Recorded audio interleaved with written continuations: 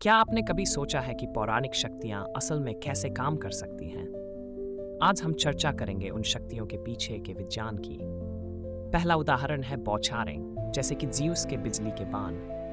वास्तव में बिजली एक प्राकृतिक घटना है जो वातावरण में होती है। जब बादल आपस में टकराते हैं तो वे विद्युत आवेश उत्पन्न करते हैं। यह आवेश एकत्रित होता है और जब यह बहुत अधिक हो जाता है तो यह बिजली के रूप में निकलता है। इससे हमें ज़्यूस के बाणों की याद आती है जो आसमान से गिरते हैं। अब बात करते हैं उड़ने वाले जीवों की, जैसे कि हंस।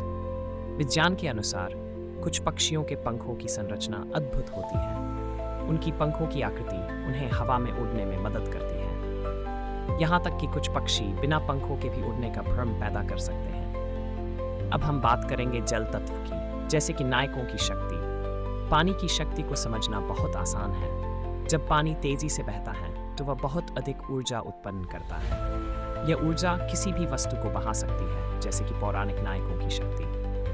अब हम बात करेंगे अग्नि के तत्व की। अग्नि का विज्ञान भी बहुत दिलचस्प है। जब कोई वस्तु जलती है तो वह ऊर्जा छोड़ती है। यह ऊर्जा इतनी शक्तिशाली हो सकती है कि वह सब कुछ भस्म कर दे। इससे हमें पौराणिक कहानियों में अग्नि के देवताओं की याद आती है।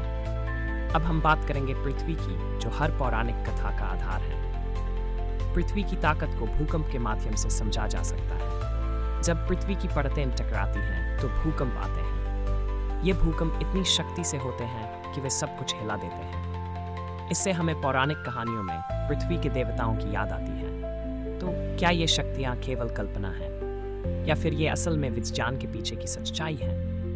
हमने देखा कि पौराणिक शक्तियाँ और विज्ञान एक दूसरे से जुड़े हुए हैं। इन शक्तियों को समझने से हमें अपने चारों ओर की दुनिया को समझने में मदद मिलती है। इसलिए अगली बार जब आप पौराणिक कहानियां सुनें तो विज्ञान को याद रखें।